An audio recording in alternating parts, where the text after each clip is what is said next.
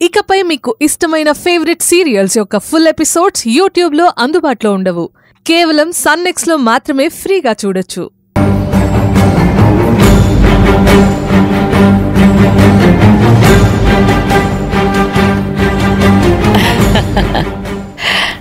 విజయ, అందరికి cool drinks మంచినీళ్ళు ఇస్తూ ఉండు. వెళ్ళు.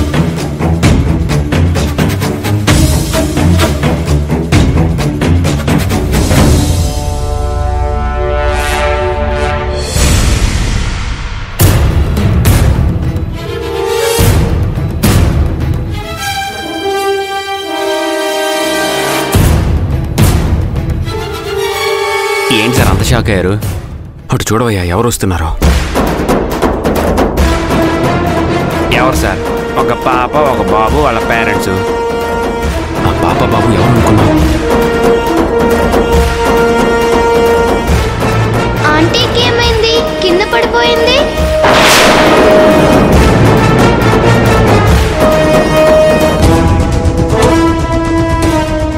మీరేంట్రా ఈ రూమ్ లోకి ఎందుకు వచ్చారు?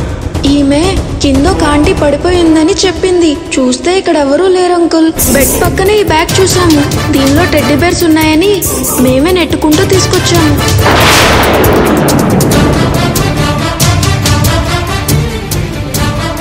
మఫ్టీలో ఉన్న మనల్ని ఎవరూ గుర్తుపట్టరు.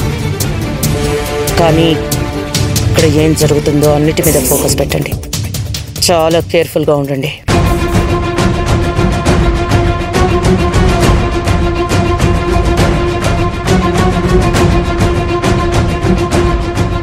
రామసుబ్బు సార్, అదేంటయ్యా ఆ పిల్లలు మళ్ళీ బర్త్డేకి రావడం ఏంటి?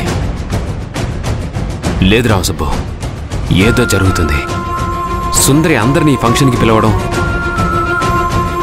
అసలు ఈ పిల్లలప్పుడు నా రూమ్లో ఉండడం నేను చూశాను. సుందరికేం తెలిసి ఈ పిల్లలు అసలు వీళ్ళనెలా పిలిచింది? ఏంటి సార్ మీరు అమాయకంగా? అప్పుడే మీ రూమ్లో నుంచి పిల్లలు కిందకు వచ్చాక ఆంటీ పైన రూమ్లో పడిపోయిందని చెప్పచ్చు కదా. చెప్పుంటుందంటావా? చెప్పుండదు సార్, ఛాన్స్ ఉంది కదా. చెప్పుంటే సుందర్ ఇంతకాలం ఆగుంటుందంటావా? ఎప్పుడు నా మీదకి పోలీసులను యుద్ధానికి పంపించినట్టు పంపించేది కదా. సార్, ఇప్పుడు వీళ్ళంతా వచ్చేశారు, ఇంకా వస్తారు. అసలు వీళ్ళు వస్తే మనకేంటి సార్ నష్టం? నీకు బుర్ర దొబ్బి మాట్లాడుతున్నావు. మనకేంటి నష్టం ఏంటి? నేను రాజేశ్వరమ్మని తల మీద రాడ్తో వేస్తే చూసింది ఆ పిల్లలే కదా. ఈ పిల్లలు సరిపోరా నా జీవితాన్ని మంట కలిపి సంకనాకించడానికి?